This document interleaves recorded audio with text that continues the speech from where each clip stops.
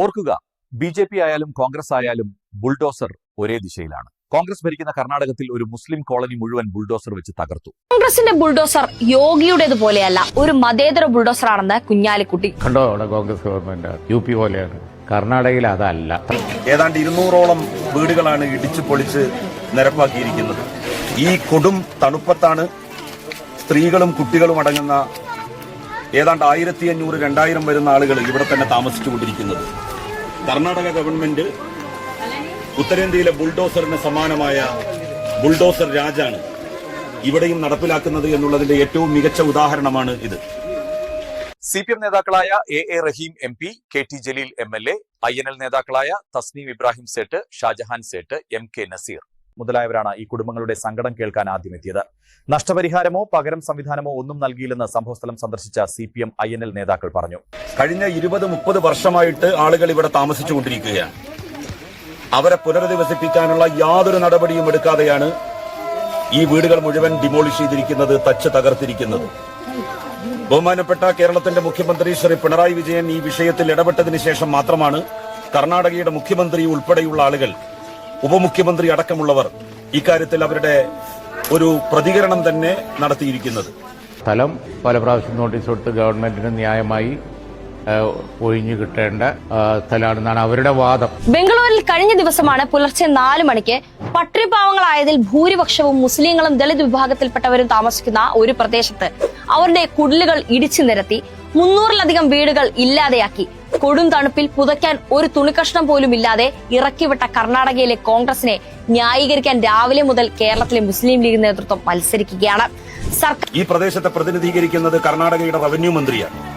Revenue മന്ത്രി കഴിഞ്ഞ തെരഞ്ഞെടുപ്പിൽ ഇവിടെ വന്ന് ഈ മനുഷ്യരുടെ, ഈ പാവപ്പെട്ട ആളുകളുടെ വോട്ടുകൾ വാങ്ങി വിജയിച്ചു പോയയാളാണ്.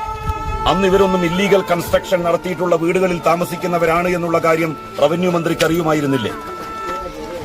അവരോട് ആ കാര്യം അദ്ദേഹം പറഞ്ഞിരുന്നു. അവരുടെ വോട്ട് വേണം, പക്ഷേ അവരെ ഇവിടെ നിന്ന് ആട്ടിയോടിക്കാൻ വേണ്ടിയിട്ടുള്ള നീക്കങ്ങളാണ് ഇപ്പോൾ നടത്തിക്കൊണ്ടിരിക്കുന്നത്. ഇവിടെ അധിവസിക്കുന്നവരിൽ ഏതാണ്ട് 80%-ലധികം മുസ്ലിങ്ങളാണ്, പാവപ്പെട്ട മുസ്ലിങ്ങൾ. ഖവാലി പാട്ടുപാടി രാജ്യത്താകമാനം നടന്ന് ഒരുതരം നൊമാഡിക് ലൈഫ് നയിക്കുന്ന ആളുകളാണ് അവര്. അതുപോലെ തന്നെ ദളിതുകളുണ്ട്, ക്രൈസ്തവ സഹോദരന്മാര് വിരലിൽ എണ്ണാവുന്നവര് ഈ കോളനിയിൽ താമസിക്കുന്നതായിട്ട് നമുക്ക് കാണാൻ വേണ്ടി സാധിക്കും. മുഴുവൻ ജനങ്ങൾ UP-യിലെയോ ഉത്തരേന്ത്യയിലെയോ BJP സർക്കാരല്ല, കർണാടക ഭരിക്കുന്ന സാക്ഷാൽ കോൺഗ്രസ് തന്നെ ഒരു മുസ്ലിം കോളനി മുഴുവൻ ബുൾഡോസർ വെച്ച് തകർത്തു.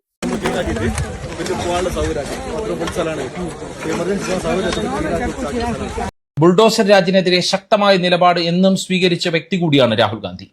അതേ രാഹുൽ ഗാന്ധിയുടെ പാർട്ടി ഭരിക്കുന്ന കർണാടകയിലാണ് 400 വീടുകൾ ബുൾഡോസർ ഉപയോഗിച്ച് തകർത്തത്.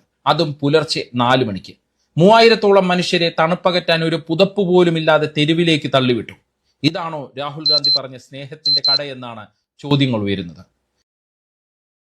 CPM നേതാക്കളായ A.A. റഹീം MP, KT Jaleel MLA, INL നേതാക്കളായ തസ്നീം ഇബ്രാഹിം സേട്ട്, ഷാജഹാൻ സേട്ട്, MK നസീർ മുതലായവരാണ് ഈ കുടുംബങ്ങളുടെ സങ്കടം കേൾക്കാൻ ആദ്യമെത്തിയത്.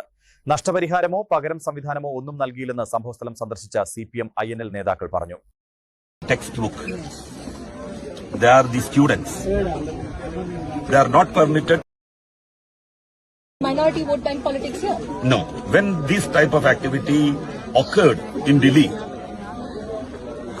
ജനാധിപത്യത്തിന്റെ ജാഗ്രത ശബ്ദം. വീഡിയോ ഷെയർ ചെയ്തും ചാനലിനെ സപ്പോർട്ട് ചെയ്തും നിലപാടിനൊപ്പം നിൽക്കുക.